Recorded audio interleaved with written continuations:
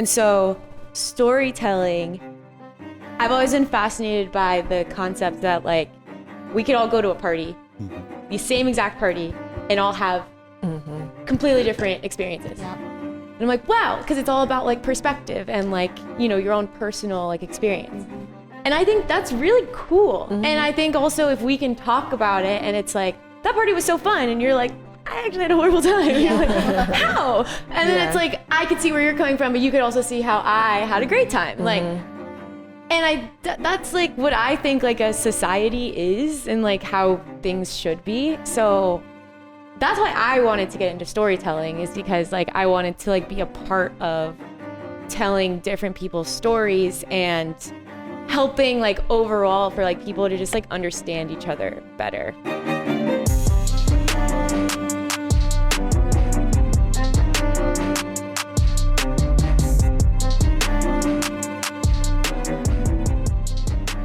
So today is going to be a special episode of the Heavy on Brand podcast. I'm not your host. Brian Fitch over there is the host, but I'm taking over. It's a QB takeover. We out here. No, it's Kelsey, do me a favor. Grab his mic for me. Brian, how do you want to kick this off? We're just kicking it, man. I don't know. How y'all feeling? I know everyone is tired, but this was the first time we, of course, have done something like this. And I think we talked about it on another episode. But now that we're on the back end of it, you know, what are the main takeaways? How y'all feeling? It don't have to be anything serious. It could be light, casual, whatever. What y'all think?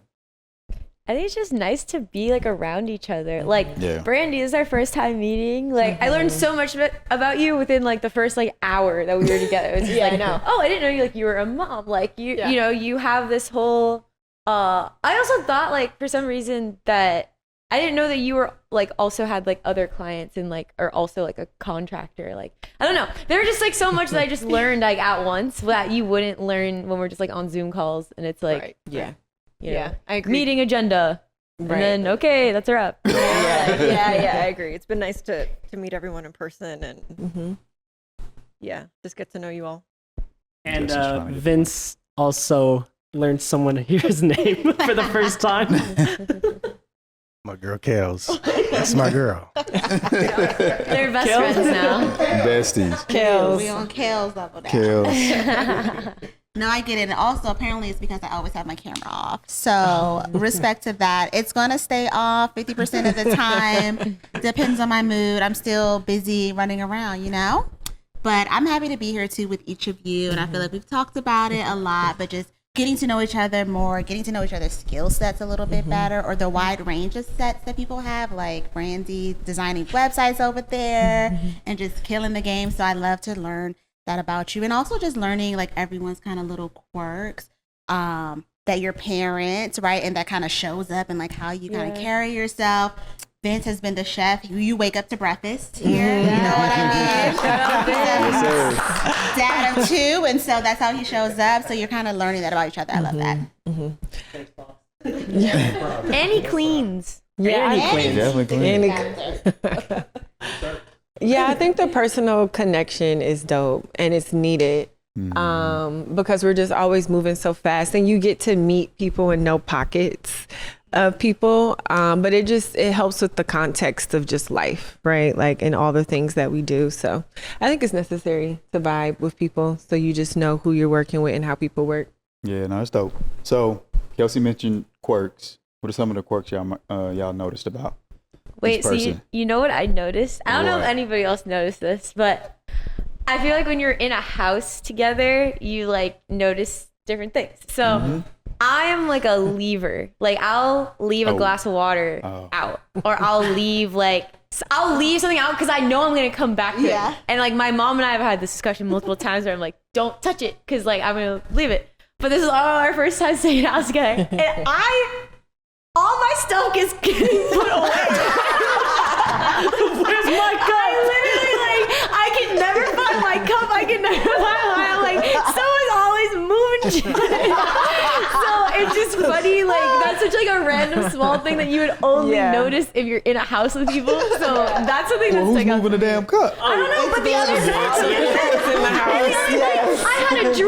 left. And I left because I was gonna go put my pajamas on. I come up, drinks gone.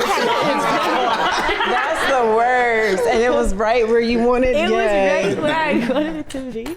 Oh man. Maybe just don't leave your stuff around. Just sit in. I can't.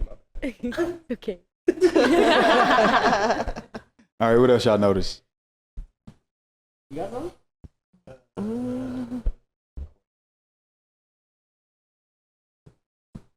It's pretty Normal. Yeah, that's good. Normal. What's your normal? How weird is your weird? Have you ever heard that question? How weird is your weird? Mm-hmm.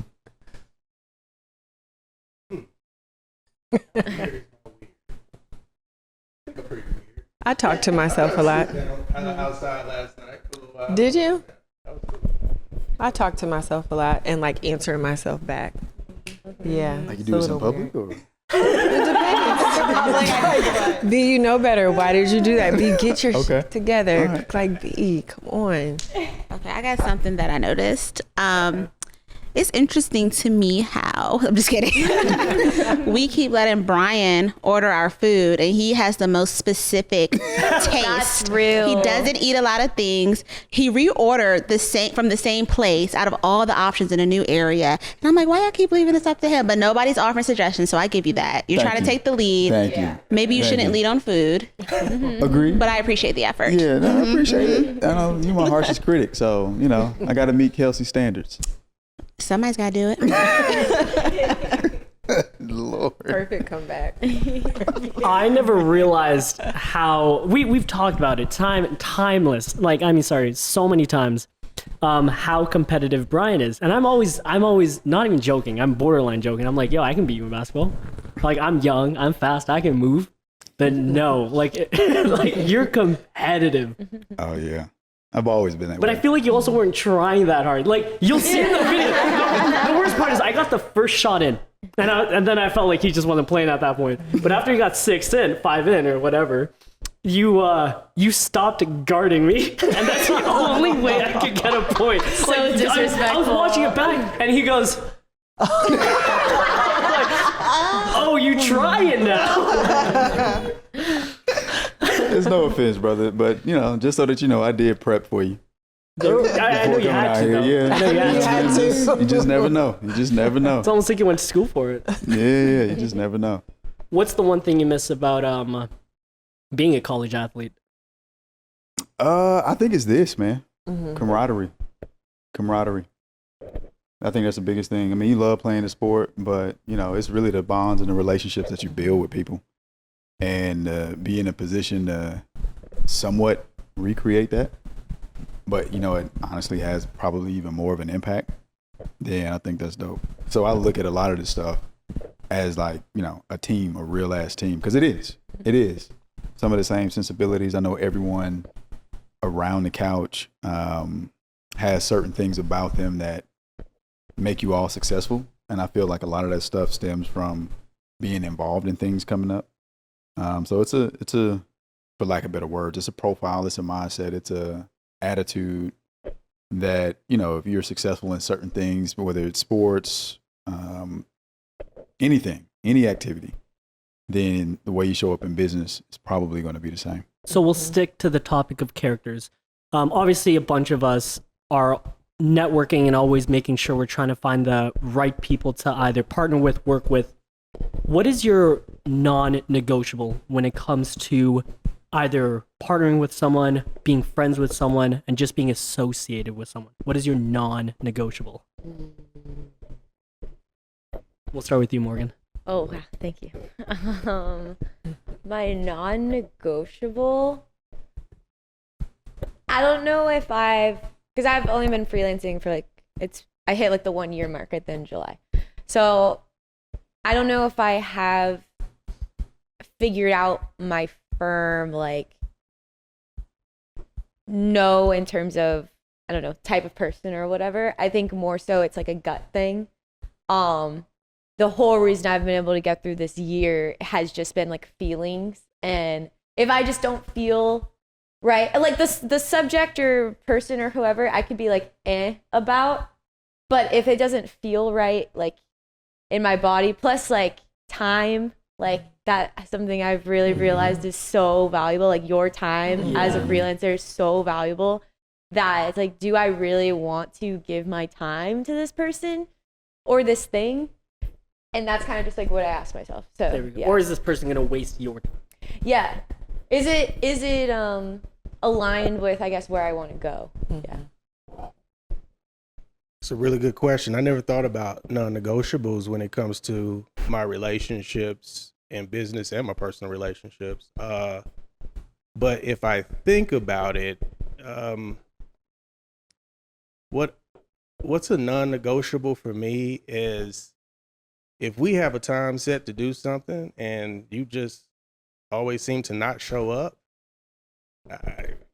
we have to stop there.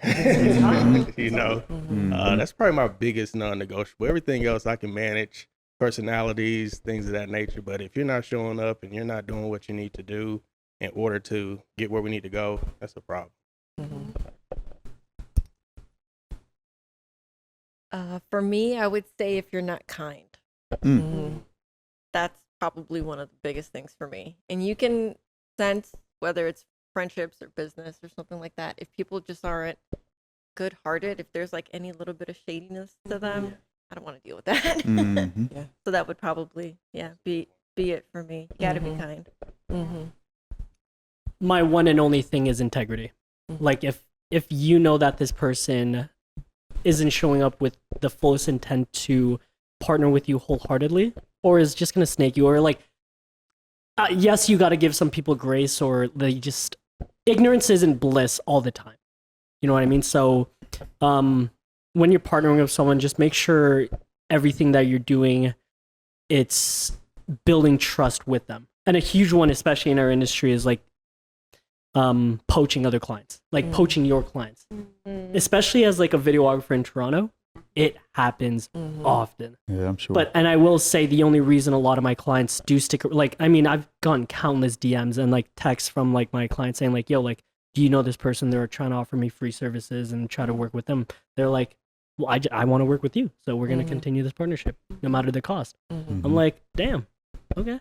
But then forget that guy. Like if that guy ever needs my help, why would I?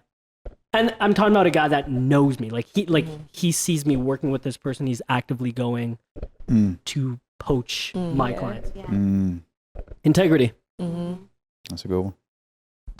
I would say asking for more than what you're willing to give is a big thing for me in client relationships and my relationship. I think with clients, if you're asking for a lot, but you also show up in the same way, then I can kind of match your energy there and be like, you know what, you're working just as hard. I understand that you're driven and I want to support that dream. But then you work with people who will ask you for 1,000,001 things and they're half-assing it. You know what I'm saying? Like not doing what they need to do, and you're kind of carrying their organization or carrying their load. And so that's a problem for me. And I guess in like friendships and relationships too, like I show up for my friends wholeheartedly, and I don't actually ask for a lot from my friends, but I do have moments of like introspection where I'm just like, would she do the same thing for me? You know what I mean? And that's scary. Like if I was having a low and like, you know what I mean? And I support her all the time in this way, like sometimes you get concerned. Like I'm not sure if they would. And so that makes you question the relationship sometimes. Yeah. I would agree with Brandy on like kindness and just being a good person. My non-negotiable is like immediately if you're condescending, if you're passive aggressive, if you're just like if just the attitude is just not where I feel like I want to get to know you more, I want to work with you, it's just a non-negotiable. It's like an energy sucker, especially when, you know, you have to work with this person to move something forward. And if they're just not a good person, I'm like, I'm good. Somebody else can manage it, or I'll pass on the opportunity. Yeah, I agree with everything. I would say the biggest thing, two things. One is a no asshole mentality, or kind of mandate in a sense. Like you can't come into this fold and I think everyone is kind of speaking to it, right? But you can't come into this fold and thinking that you're better than everyone, thinking you can talk to anyone any kind of way. That's something that we won't tolerate. But then the other thing too is, and I get, we partner with a lot of different folks and sometimes people come in and out. But if I ever feel like someone is like trying to nickel and dime us, then that's an immediate turn off, whether it's a client or even someone that's working on the team. Because I'm like, look, you coming into the fold, not to say this in an arrogant way, but the amount that you're trying to nickel and dime is going to be far less than what you're going to get out of this. Yep. Based on just being connected to the group of people that you're going to be connected to. Because if people rock with you, they're going to plug you to other things that they have going on. And it may not have anything to do with me, may not have anything to do with Vince or Morgan or whatever it may be, but you're building up a collective network that you'll be able to tap into that far exceeds $100. I think who said this? It was either one of you. It's like, is the juice worth the squeeze? That's something. Yeah, you say that all the time, and that's exactly it. Yeah. It's bad. It's a turnoff. I hate it. I hate it. And I understand everybody got to get their money. Yeah. And I respect that. And so I never want to like get in the way of that. But I can't, I think you and I were talking about that in Chicago. We had a situation in DC, was it last year? Yes. Yeah. Or 2 years ago, where we were trying to work with someone there locally. And we got on a call and like this person was just, I got to charge you this. I got to charge you that. And I'm like, yeah, we were like, we good, man. We'll figure out another option. We'll figure it out. Literally. And he came, and this person came recommended, and it was just such a turn off. Yeah. Like, nah, we good. Yeah. So obviously we work with purpose-driven brands, purpose-driven clients. This is something I actually wanted to ask last night at dinner, but obviously we're going to bring it up now. I feel like us as humans, we strive for a purpose. And I like throwing out this quote. It's like, you can't hit a target you can't see. I was asking Brian this during Chicago. What is it that everyone wants to do? Like, what do you guys know the phrase ikigai? What? Ikigai is a Japanese saying is basically like your purpose for waking up every day. Like, what are you striving for? And the only reason I asked this question to all of you is because I've struggled and I'm still kind of struggling to figure out like the actual why. Like I told you guys, like my elevator pitch per se is everyone has a story to tell and I want to be the one to tell it. But that's going to, like, I'm not saying it's going to die fast, but is that like why I'm waking up in the morning? No. So Morgan, we'll start. I mean, this is, I will say this is kind of a, like, it's a tough one. It's not an easy question to answer. So the whole reason, well, okay, I'll start with, and I feel like everybody on the couch will relate because we all work in media, but I've always like believed media, TV, film has like a ginormous impact on us as like a society, on people understanding each other, tolerance, grace, like all of that stuff. And so storytelling, I've always been fascinated by the concept that like we could all go to a party, the same exact party, and all have completely different experiences. And I'm like, wow, because it's all about like perspective and like, you know, your own personal like experience.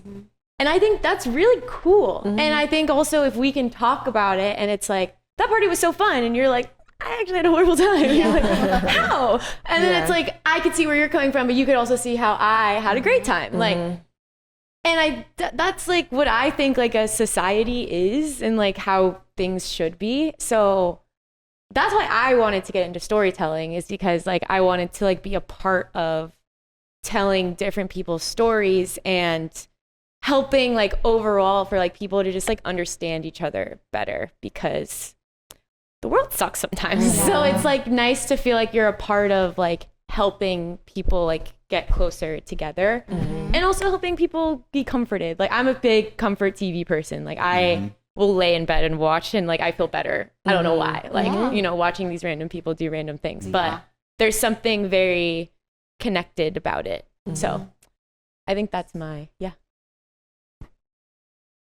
but I think that's kind of my why. Outside of my family, right? You know, you wake up every day for your family to provide for them, to nurture them, protect them, whatever the case might be. But I think I find the most joy when I help people. When I help you accomplish your goal, when I help you get where you want to go, it really brings joy to me. that's how I've been able to be in sales for this long. Is because I don't just look at the dollar. I look at, am I adding value? Am I helping them accomplish their goal? And it puts a smile on my face. And that's really, and being kind to people. You know, I take this as a badge of honor. I haven't changed my number since I got my number. That's Me because same. I'm my Same. same because since high school. I pride myself on not burning bridges, not leaving a bad taste in people's mouth when they see me, because you know, we all need each other. Yeah, That's a good one. 100%. If you would have asked me this a couple years ago, it would have been very tough to answer. Mm. I feel like a lot of people attach their why to their like purpose and their identity, very much so. I remember like being a kid and going to these like parties with my parents, and everyone's like, well, what do you do? I'm a doctor, I'm a teacher, I'm a this, I'm a that. And it was so concrete. I don't think my positions have ever really been that concrete. And I think because throughout time I've figured out that the reason why I like ops projects and things like that so much is because it's taking other people's vision and bringing it to life.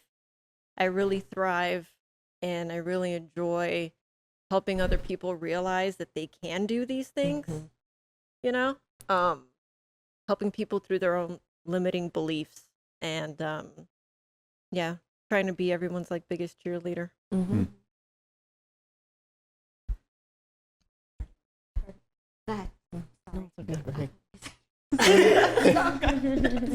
Go, Justin. What did I You got say? something. No, I wanted to say something really quick, and it was I was in. So I'm working with these coaches. They do recovery classes, and I was sitting in sauna, and I asked her the same question, and I'm so interested in everyone's why, because to your point about storytelling, everyone has a different story to tell, and like there was an event that we all went to. I created a recap of me and the boys, and we had an absolute blast. And someone from the event came up to me and was just like, "Oh my God, you guys made this look so much fun. We didn't experience that at all, like at all." And I was like, "Wow." So to your point, being able to tell a story and like, well, I mean, obviously I'm a content creator.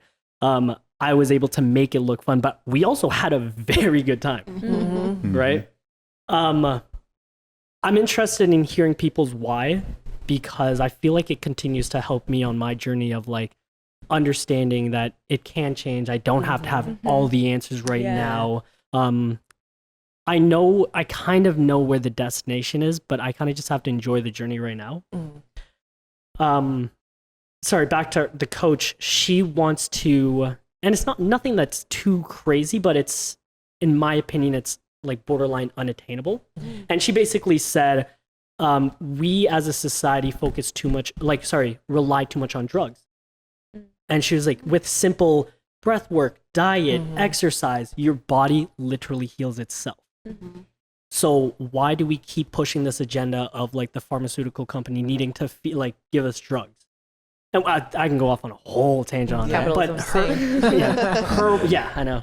Her why was she wants to, every single day she wakes up and makes sure she can spread awareness to whoever she can reach out to. She uses Instagram and like YouTube as the platform to drive that vehicle. So, and I was like, damn, that's meaningful. Yeah. She obviously had to go through the steps and go through the processes to find that why. So I'm like, I feel like I'm still kind of still on the journey of finding my why. Kelsey? I would agree with everyone, and especially Brandy, about the evolution of your why and how yours is changing. Like I would say a couple of years ago, I was very like strong in the political space, more specifically like amplifying progressive leaders that will help people broadly, and how I could use my marketing ability to help them do that, right? And get, progressive leaders elected, to get them in communities that need the most support. And so I feel like that kind of shows up across my marketing even now. And I think the broadest summary would be to have an impact in some way that's positive, of course. Whether it's like I grow so much personally that I am having an impact on the people around me. I want to take care of my family. I want to take care of my friends, and have the ability to do that. Whether it's using my voice and learning and being educated and then spreading awareness in that way, like whether I'm hosting some workshop or I'm invited to speak somewhere, I want to be impactful because as a Black woman, you know what I mean? I think we are some of the best examples of like what how our identity ties to the impact of the work that we do. And I think there's so much opportunity in that and also a lot of responsibility in that. And so I think I want all my work to speak to that. That's good. So one of my phrases, and I went through like a personal coaching development phase right before I left corporate in 2018-ish. And so I had come down to this phrase of enlighten, empower, execute was like my why. Because I feel like in corporate, you just get so caught up on like making money and getting the title and like climbing this corporate ladder and status and success. And although all of that is fly and fun and we're out here trying to live, you know, free and whatever sense that is to you, that phrase just stuck to me. So to know me is to know like I'm such a positive, optimistic, motivational person. Sometimes gets irritating with certain people, but I genuinely love to like connect with you and understand like, well, what do you need help with? Here's this positive quote. Like, how can I enlighten or empower you based off of my own spiritual or personal journey? And then I genuinely love to just get shit done. Like, I love, no matter if it's the most basic, like finding a dinner reservation, like I just get into like, it's booked. Or checked off the list. Thank you for that. Very welcome. You know, or like personal things like birthdays and just different things that mean something to somebody as big as like a multi-layered, chunky, crazy ass event. So that's my why. I think for me, everyone has kind of touched on it. It's been about evolution. And I think sometimes it can be as simple as, especially when you're first starting out, that why could be like, yo, I need to make rent this month. Yes. Yeah. Right? I think we've all been in a space like that. And that's okay, because in order for us to really show up in a much more, I guess, massive way, we have to make sure that we are the best that we can be. And we have to take care of ourselves first. And so I wholeheartedly believe that, you know, our whys can shift, but they can also be, for lack of a better word, selfish. But you're being selfish so that you can show up for other people when they need you. But you can't do that if you put everyone else in front of you. And then one of the other things that I feel like my why, or I would say it's a why, but it's also where I feel like I'm really, really good at, is connecting the dots. So we can have a conversation. Again, and it may not have anything to do with me, but if you say, hey, B, I'm trying to do X, Y, and Z, then I'm thinking like, oh, how can we orchestrate that? And so that, you know, you're in a position to take that to the vision that you have set for yourself. And so I really find a whole lot of joy in that. And I think that's one thing I understood about myself early. Even when starting CT, it was like, well, I know enough about a lot of things to be dangerous, but I know I can't be the one executing all the things. So how do I make sure that I'm always thinking about the next person for any opportunity that comes in, just to set them up? And so that's something I think I'm really, really passionate about. I've never really been one to say, oh, I'm trying to solve the world's problems. I just want to try to help solve a problem to the person sitting next to me, and then starting from there. I love that. See, and what I can really appreciate you with, like, starting from there. I kind of want to, I don't know if everyone has one, but it's a saying that you guys kind of like live by, but like, it's not like one thing. Sorry, let me elaborate.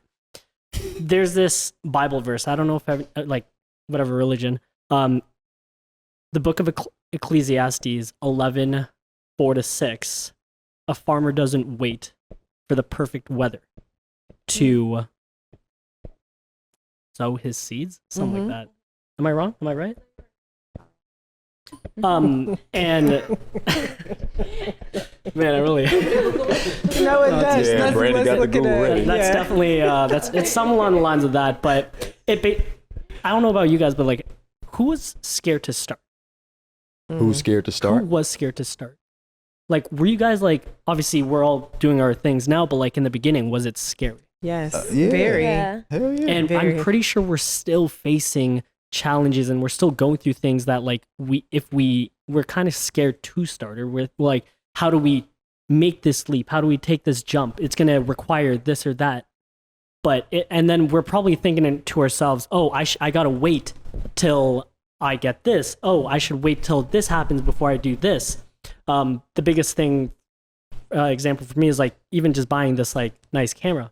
I was just like, oh, like I should probably wait till I get a project where I need it. Yeah. Oh, I should probably wait until I like make X amount of profits to buy the camera. I was like, no, let me just buy it. So, I mean, anyone can speak to this. Well, we've been going around every time, so please. Oh, sorry. One thing I would say is when you're afraid, a lot of it is generated by the chatter from other people. And so I think sometimes where you succumb to external perspectives, opinions, or whatever it may be, and it ends up framing your outlook on whether or not you can get something done. Yeah. And those voices in many cases can be much louder than what you may even feel internally, right? Because there are many voices and it's just you, right? And so I think having the presence of mind to try and combat that and keep that in perspective doesn't mean that you don't listen to other people, because sometimes that information could be extremely valuable. But I noticed that when I pinpointed and traced the root of like any fears that I've had, especially in the conversation around starting out, it was always rooted in somebody else, or even how they even treated you.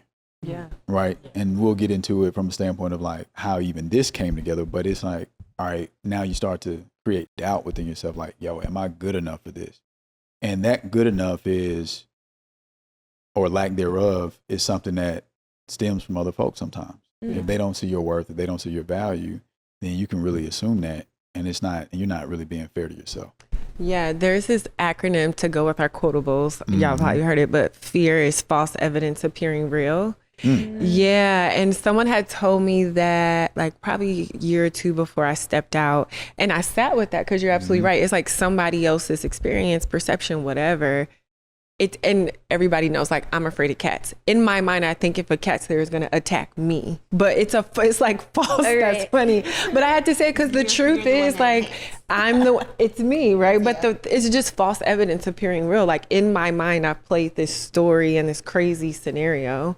That's never gonna happen. But like that's my perception, right? So that to the fear part is just like somewhere, somehow there's this false story in the back of your mind. And then once you get over the hump, you're like, I was afraid for what? Yeah. I agree. I don't think I was ever like afraid to start, but I feel like in putting the word imposter syndrome that's like overdone, it really does show up. And so once that word became popular, you were kind of able to put a title to like what you're feeling. Yeah. And I have a client, I won't name his name, but he's like extremely successful. And he was like, someone came up to him and was talking about imposter syndrome. And he was like, what's that? He said, if you do the work, like if you just get down, do the work, learn as much as you can about your craft, show up as the best way you can, imposter syndrome is not a real thing. And while I was like, okay, that's kind of minimizing, but I got it because we all work so hard. And when you get into it, you realize, oh, I was scared for nothing. I got this. I was nervous to get this camera and I'm already made my value back on that camera, right? So I think that is important. And then I would say with imposter syndrome, it shows up for me like when I'm about to send over a contract with the higher rate. It shows up and I know that value of that rate is equal to my worth and equal to the work that the people that work with me, but I get so nervous to press send. And I've never been turned down, not yet. You know what I mean? Like nobody has ever said, hell no. And so I'm like, what was I so afraid of? I should have asked for more. You know what I mean? And so I feel like that shows up when you're like, I know this is a high rate, but like, you know, do they respect my work or know my work enough to pay it? So, I mean, we all know that fear is a mile wide and an inch deep, right? So that's something we got to keep in mind. Like, yes, it definitely seems scary. I mean, have you guys ever been cliff jumping? I've been skydiving. Skydiving's easier because someone's strapped behind you. I don't know if the thing is gonna No, work. fair enough. That definitely is It's a little higher. But, Yeah. just a little bit. Just a tad. I can't see the ground. But with cliff jumping, you literally have to throw yourself off. Yeah. But you know, like the water's gonna be fine. It's gonna catch you. You better be able to swim though.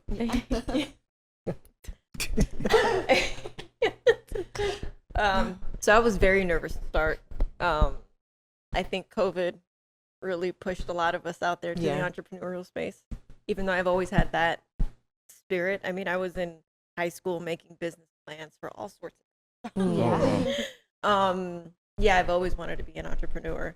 And I think now, whenever I experience fear, or the way I look at it now is kind of like a set of glasses that you put on. So, you know, you go to the doctor, sometimes they give you the wrong prescription. If you fill it and you put the glasses on and you have this like foggy vision and you don't see the next step, you don't see, you know, what you're supposed to be doing and how you're going to make it that month. But it's because you put on these like fear glasses. You know what I mean? So I think cleaning those metaphorically regularly really helps. And I think by being around people like you all who are definitely self-aware and know how to get things done, that helps too. I think for me, it was a scarcity mentality where you're just afraid of the unknown. You're afraid of, will I be able to get back where I was? Will I, whatever the case might be. And being able to push that to the side and just say, hey, what really matters? You know, living a life that you feel free, that you're doing what you want to do, and surrounding yourself with the people that you want to be around, in my opinion, is so much better than just getting a check. Even if it is a lot of money, you know, that's just me, you know. But once I got over that scarcity mentality that I will be able to make the money back, I will be able to accomplish whatever goal I set out because I can. You know, that really helped me big time to step out. Something I was gonna comment on, like, kind of going off of, you know, making decisions to push past the fear or whatever, is I feel like we're in a really interesting situation right now where, like, we have a group, we're all kind of in similar or different positions. Like, some people have kids, some people are expecting kids, some people are in like super long-term relationships where you guys are building roots. Like, so I do think that also plays a part in like the fear thing. I just wanted to comment on, because I just feel like in general, yeah, that's like something we're always all thinking about. But for me, my phrase is like kind of the like God got me phrase. I feel like I realized I'm a kind of neurotic, like when I do my super intense like self-reflecting or whatever, I'm very, wow, like if this didn't happen, then this wouldn't have happened, and this didn't happen, this not, like I like tie everything back together. So I'm very much, you know, I'm gonna do what I can to the best of my ability, but ultimately, like, whatever's gonna happen is gonna happen. It took me a very long time to get comfortable with that. And obviously, again, given the context, I don't have a family. Like, I have like a privilege in being able to feel that way. But that has personally helped me make decisions and like kind of put myself out there more, because I definitely believe in my capability to get myself at least 70% there. And then just, you know, hope for the best. You know, whatever's gonna happen is gonna happen. Because yeah, and that might change over time, but like for me right now, that's like what's been helping me. So Quick I time out. I'm sorry. Yeah. We gotta loop in Andrew. Oh yeah. Yeah. Oh, is he calling? Well, I told him that we were about to call him. Yeah. Cool. Okay. So cool. just for context, everybody. So Andrew couldn't make it to the retreat, but he is our brand guy, and that's putting it mildly. This dude is such a rock, and I have a funny story of how we all came together, but I have another story about him as well. But nonetheless, he's responsible for all the websites, all the branding of CT, the branding of the clients that we work with.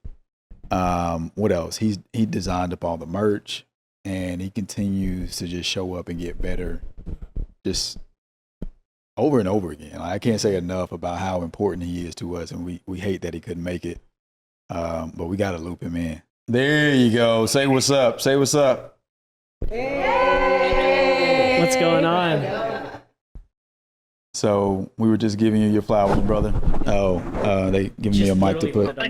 Yeah, like that. Yeah, I was just telling everybody, the millions of people that follow us and listen to the podcast, how important you are to CT and just all the amazing work that you've done. So we were just sitting up here talking about you, man. We miss you, but at the same time, we're gonna make something else happen to make sure that we get back in the same space again. But we had to hit you up. We had to hit you up, man, just to brag about your genius. So I'm gonna pass you around, and that sounds a little bad, but Hey, Andrew. Hi, Andrew. I just asked V if you're really expensive to work with. I told her we'll talk. You're great. You're worth every single 100%. dime. Give me the friends and family range. You know what I mean? Andrew, what's going on, man? What up, Jay? What's good, man? What up, man? Hey. Morgan, what's up, y'all? You almost got to get on like from the camera. Oh yeah. So because it's screen recording. now, question for you. What question do I ask him? I'm like, I have 100 questions for you, man. What is the one thing you're proud of to be a part of, like, CT? Like, what are you most proud of being a part of this team? Man, that's a great question. I mean, the impactful work, the meaningful work that we get to do for both social impact and just truth, and being proponenting advocates for truth and for justice and for like just good work. Like we do great work and we love the work that we do, but we also love to work with folks that crush it, that do meaningful work and have passion for it. And I always tell clients when we're talking to them, my favorite part of what I get to do on the branding side of things is kind of dive into their passion and get to hear directly from our clients and kind of get that one-on-one outpouring of exactly why they love to do what they do. And you kind of catch a little bit of that fire when you get to have those conversations. So while I get to touch all these different industries, I'm hearing about people's passions in those industries, and so to me that's so impactful and so meaningful. And the work that we do at CT and at Wraith is incredible because of just that. We get to catch a little bit of passion from each industry. Yeah. Damn, I wish you were here, bro. that one. I knew you would. Brian, you probably see it often, like Yeah. the way Andrew works. But I had, V, you were there too. I had the honor of seeing, I had the honor of actually seeing you like move in Chicago with a client that. Oh yeah, for the sprint that we did. And I was like, man, this guy know what, like, I mean, obviously you know what you're doing, but like seeing it firsthand is like another level. So how important is it to basically like, how do I want to phrase this? I want you to kind of talk about like your flow when like dealing with like the clients here at CT. Wow, that's another really good question and very, very broad question, but I think I can answer it specifically in that so as far as flow goes, I think it does stem off of even my first answer to your first question, and latching onto that passion that our clients have, we get to really become kind of a part of their team and integrate with their team. And so it's easy to then it kind of lays out a plan for us, right? Because we're so in tune with exactly what both what they do currently and where they want to be in the future. And so we can easily then lay out a step-by-step plan. And when it comes to branding, it's really about like, how do we best visualize and verbalize their passion and what their goals are for the future, And the process piece is exciting, but at the same time, like it can be, like we have the structure that we have, but we allow ourselves to be creative and to be artists and to be producers and creators within that process, and really expand it to whatever we need to, because we never know. We don't want to keep things so rigid with clients that it becomes even boring for us. And I don't think it'll ever be boring, because we get to be a part of that passion, right?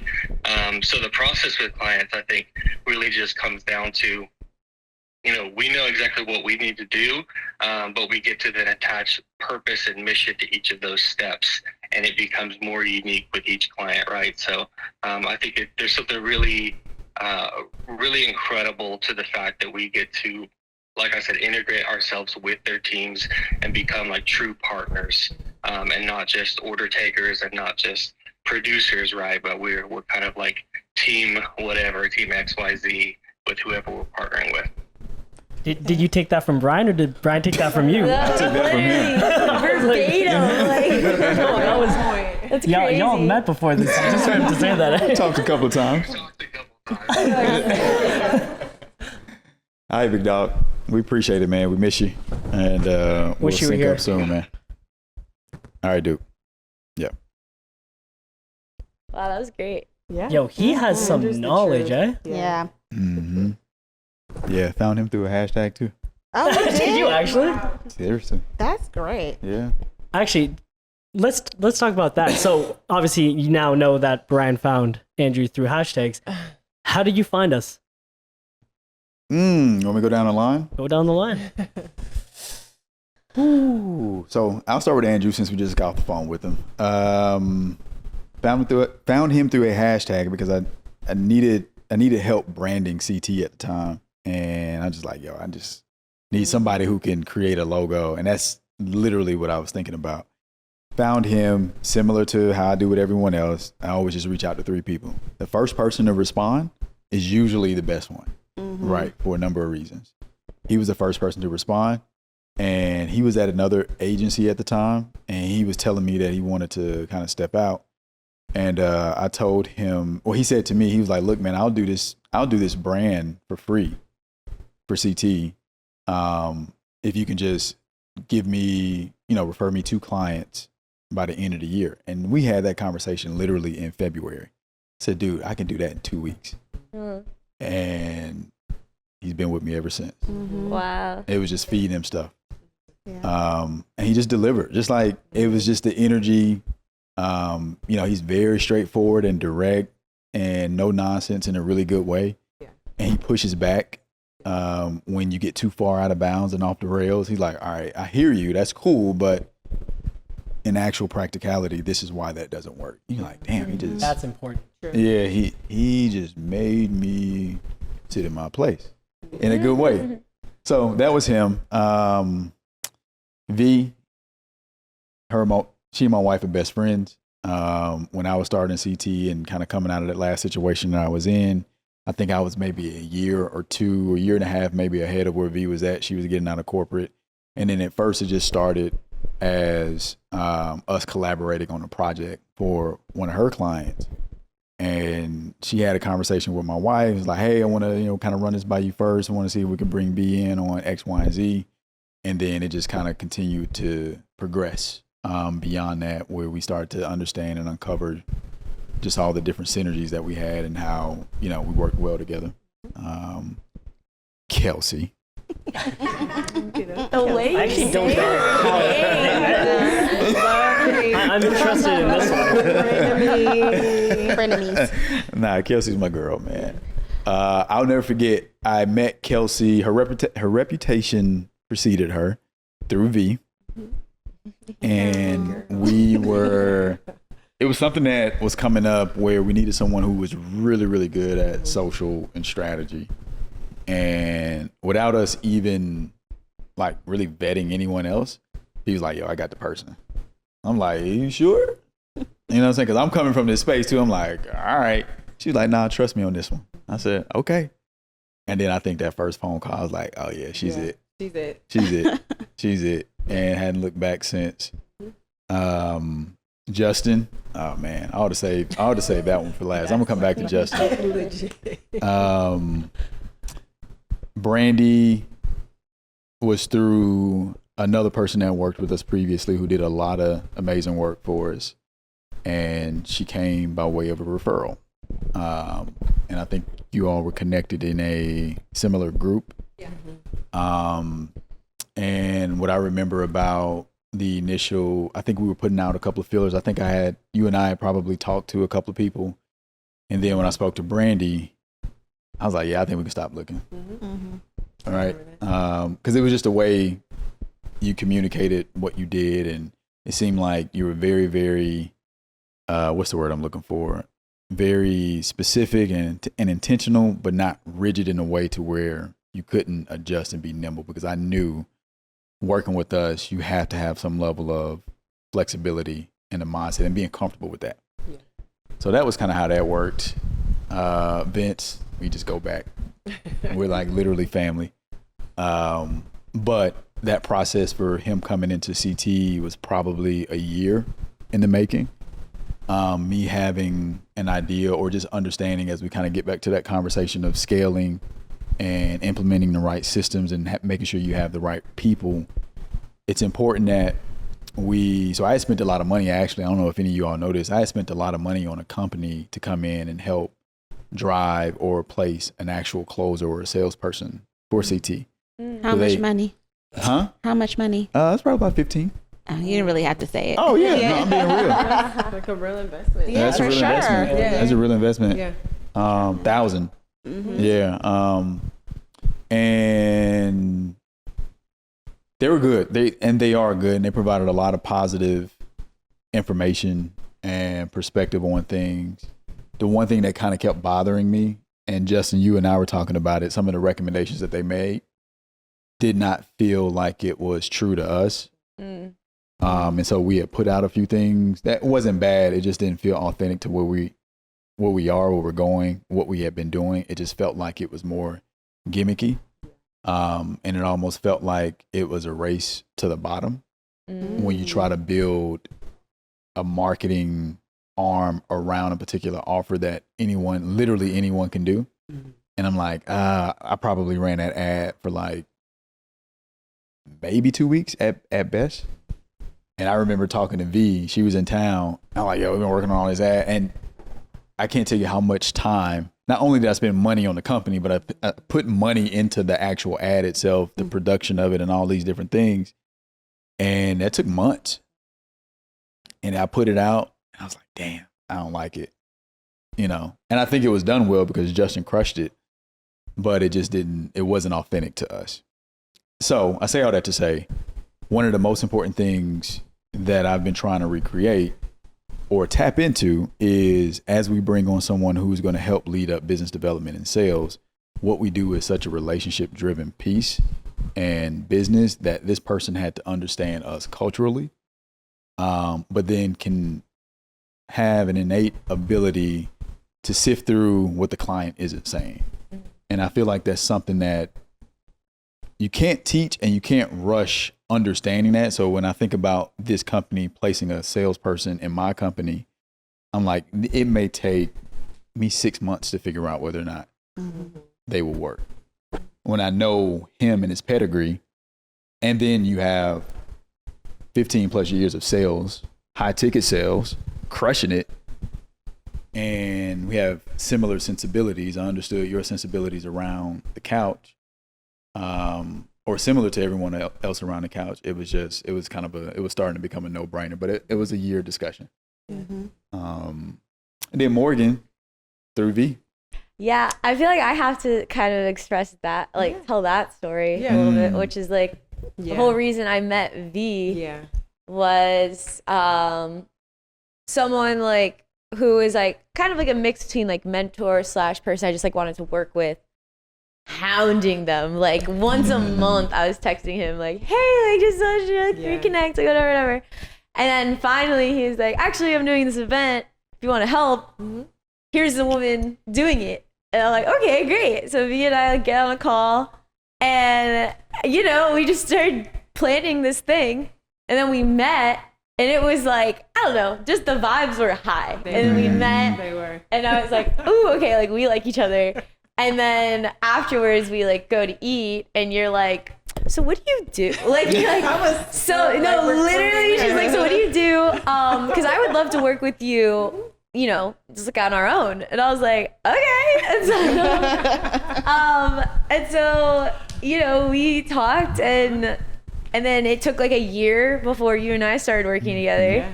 And then that's how I got to get brought in on CT, which like it's all been. Oh, you're missing a huge part of that story. Oh, what's that? Follow up. Oh, the follow-up. No, Yes. Morgan's follow-up. It took like a year for me to work with her, and I was following up with her. I turned to her. I was like, "Hey, what are you doing? Like, just wanted to Legit. check in. Like, once I think a I month." told Morgan after that event, was she cried? Like, it was literally love at first sight. It was like, Yeah. we speak each other's languages. Like, I need her on the team, and my mind is thinking about these things. So I'm like, okay, cool. I can't do it right now, but like, give me 3 months. I got you. 3 months later, legit on the day. Hi, Valentina. This is Morgan. You told me to follow up. That was a reminder in the phone. That's like, this event was in August, so that was October-ish. So I'm like, okay, let's connect. Not right now, but like, give me to top of the year. Like, I promise you something's gonna drop, like just timing, capacity, money, all the things. Literally, January 5th. Hey, Valentina, it's the top of the year. And I'm like, I kept telling her, like, I'm not putting you off. Yeah, But yeah. when the timing is right, like, I got you. So then I think like a contract came through. We like got our scopes together. And one of the things you said was, you're killing it, but capacity. You're growing, you're building. You gotta, like, I need you to have support, like, to go where we're going. And I'm like, I got the perfect person. And then Big Mo came in and I remember those conversations. And when, but without even meeting you, when she was telling me about how you followed up, I'm like, yo, when can she come in? legit, I was like, I got the girl. She's good. I just, Yeah, and everything is about timing, but yeah. it to me, it spoke to just the mentality without even knowing you. 1000%. Yeah. And I knew there was going to be a vibe check naturally with Yeah. V and Yeah. you, and then the fact that you were hounding the shit out of her. And then that's what we need. It was respectfully. That's what you need. I was like trying. Yeah, There's that's a what you line need. between like being annoying and like following up. Yeah. But yeah, so I felt like I balanced it. You did great. You did great. But then and then that first CT trip where I finally got to meet everyone. Yeah. Was so nice. I know you're gonna get into your story how you and Justin got connected, but like that first CT dinner, like Yeah. you know, Where was that? Where was that? We were in Cali. We were it doing, was Pasadena. we were in Pasadena. Was that the, And then she came and met us out for dinner to just like, because you were on set. yeah, Yeah. and then we went to like Soho House afterwards. Yeah. It was Yeah. me, you, And your was it- friend, Yep. Justin No, and Dan. me and Dan left because y'all went to the Soho. Me and Oh, Dan yeah. Oh went yeah, y'all to, went we out. somewhere else. Yeah, y'all hit the streets. yeah. We hit the streets. But then the first CT trip was I think DC. Yeah. Was that A it? year ago. Yeah. Yeah. CBC a Man, year it ago. seemed like you've been working with her Damn, for so it- long. That was your Yeah. first, like, Yeah. okay, I can On do the ground, And yeah. you killed it. Yeah. Yeah. One thing I want to say just about how small like networks are is funny because the client that we met through each other, the client that we were working with together, I was introduced to him from one of my clients, Quincy, which you introduced me to. So it's crazy how the that's universe crazy, works. yeah. And Quincy was like my first like retainer client because we were trying to figure it out. And you were like, I got somebody V, like, you know, it was Brian's homie. Yeah. And that was 2021 that I had met him with. I've been working with him, and then he introduced me to the client we were working with. And so it's just crazy how the dots connect and how you really do Shout connect out the dots, Q. B. Like, because that's how we, Yeah. you know, got connected. And one thing I will say about that, and I'll get into the story with Justin, when you and I were talking about that, and because Q and I used to talk so much, and I had kind of an intimate understanding of what he needed. And I remember V, I'll never forget this, V asked me, she was like, well, if you know what he needs, like, why don't you do it? Like, why aren't you doing it? And it was really like, what aren't you telling me? Basically. That's what she was saying. And I was like, I just don't think I could be good at it. I said, you would be much better at what he needs than I ever could be, based on what I knew. Yeah. And they've been rocking ever since. Yeah. All right. Wow, so crazy. Crazy. Brian actually was the reason. He's legit the reason. Yeah. I Crazy. forgot about that. How the I didn't universe even. works. Yeah, that makes sense. Yeah. Justin's ass. So we had a client that needed to do an activation in Toronto, and we were in Atlanta, myself, V, and the other person who was working with us, who's no longer with us. We were trying to plan out everything, and we knew we needed to crew up in the local area because they didn't want to like fly a bunch of people in. So I'm like, all right, pull out good old handy dandy IG. Let me find a couple of hashtags. And it was Toronto videographer, and I came across 3 people, and I liked the work, and I shot a DM to all 3 of them at the same time. And Justin was the first person to respond, right? Another person responded maybe like some hours later, and I had a conversation with him. But Justin, I just knew that it was going to be a good fit, not only because I had an understanding of what he was able to do in tandem with like what we felt like our client needed. Like he already was doing a thing. But let Justin tell it, he thought I was a scammer. Oh yeah. Because I called him, I'm telling him about all these different clients and like these conferences and all this stuff. And he's like, okay, all right. He heard me out. And I could tell, but I could tell he was So now here's the thing, though. incredulous about it. Here's a little context. I've never covered an event prior to that, ever. And I didn't think, so this was his pitch. Hey, I'm Brian from CT. We have a client, BIA, and we're going to Collision. What? Do you want to shoot it? Do you want to shoot it? Like, I found you on Instagram. I was like, I was small. Like, I only had like 1,000 followers. My content was like talking head videos that I do now, but like, it's so much better now.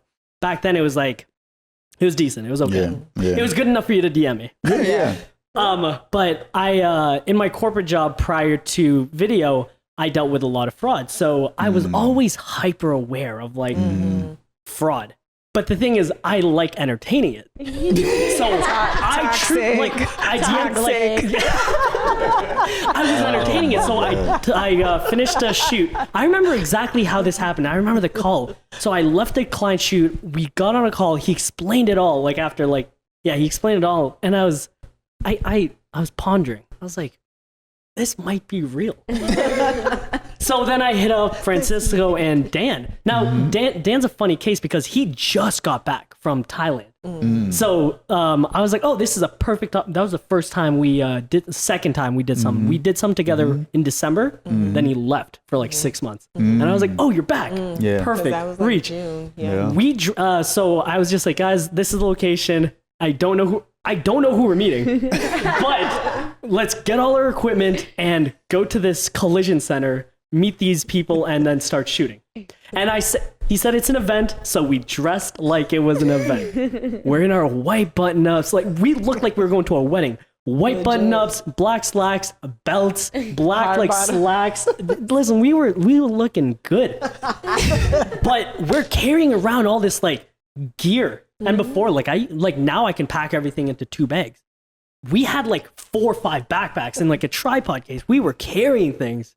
And then it's funny because you actually called us and you're like, hey, where are you guys? Because y'all were cautious of us. Yeah, we were like, what if they don't show? What if they don't show? What if they don't show? What if they don't show? We showed up. Y'all showed up. And the one thing, I don't want this to be a too long-winded story. The reason why I really appreciated having someone like Dan there is because you framed this perfectly in one sentence. We ask for forgiveness, not permission. Kelly was going backstage, and I looked at Dan, and Dan looked at me, and we just nodded. So what had happened was we knew we weren't allowed to go backstage, obviously. Like, security was there, and we just looked at each other, nodded, and he went. I was like, damn, he's going. But on top of that, we were running around with these cameras. But it was a good time. It was our first time doing it, and I didn't realize that I did this. That was my first time ever doing a same day deliverable recap. My first time ever. Killed it. You killed it. I mean, I can't say enough about how great you made us look. Legit. Because there was a lot of concern. not necessarily from us, but there was a lot of concern that was expressed because this client had cycled through so many different content agencies. And when I say, so many, maybe like 2 or something like that, but it just couldn't nail it the way that we have come in and nail it for him. And, just being able to show up, being able to pitch something and say, hey, this is what we're going to do.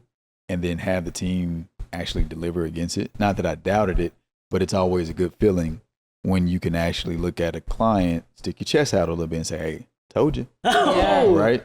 We did a lot. Here's the thing. Now I'm trying to remember back. I can't believe we did a podcast on that second day. I don't even know if that was like, we were just doing stuff. things. Literally just. It's because the reason why I did so much was because we didn't do anything at all. Like up until that point, like I was working with realtors, just making social media content, music videos, weddings. Literally like this was like the biggest thing we've ever done. And we're like, oh man, this might be like the start of something new. It's wild to think about how risky that was. So risky. But we had faith. It was so risky. For anyone listening, this is a lesson to be learned. My mindset going into it was, if we do a bad job, we just go back to doing what we were doing. But I knew we were going to kill it. But it's like, don't be scared to take those risks, but be really confident in your abilities to like show up. Yeah. You know what I mean? Yeah. I mean, we sensed it. I mean, it was a risk, but you know it. Just the way someone communicates, if they're on top of stuff, if they're timely, you can work with all the other stuff around there. You can work with the skill, but if you got that will, man. The start of a long partnership. Yeah. Crazy. We talked about it after. I'll never forget. She and I were catching up, and he was like, I think they stuck with us. It was just the way y'all just got it, right? And it was all new. This was our first time traveling out of the country to an event with this client. It was a bunch of firsts, and y'all were an extension of us, and y'all just like, you just like literally that it factor, y'all had it. And I'll never forget, y'all got there, got y'all stuff together, and we literally had to run. And we were running, walking fast through that whole conference center. Y'all were right there, cameras up. Oh my God. I was like, Looking like ballet. I was like, they're stuck with us. Like they are going to get the shot. And when you have people like that are like willing to do the work without you telling them what to do, you can't pay for, like, no amount of money can just give someone that instinctual like, oomph, like I want to do this and I love doing it. A person needs to have it. Like money's not the motivator. No, it's the project, the people. Yeah. What was so fun, I remember thinking, and maybe I said something to you, but when I first saw y'all, and I saw the gear, but I saw your outfits, I'm like, damn, do they work at the convention center? Oh my gosh, we gotta do like a reenactment. We have to do a reenactment of that because it was just so hilarious. Like we have to. It was so eager and just ready to work. I'm like, all right, I just wanted to ask, like, man, what the hell y'all got on, man? You know what you gotta do is find the Polaroid you took and like put it into this as like B-roll. That would be great. Man, good times, eh? Great times. Good times. Well, I know we've been running for a while. We've been running. We're at the 1 hour mark. Oh, really? Wow. Wow. But we were getting into it. Yeah. All right, gang. Well, Damn, I appreciate y'all. That's your line, but I appreciate y'all.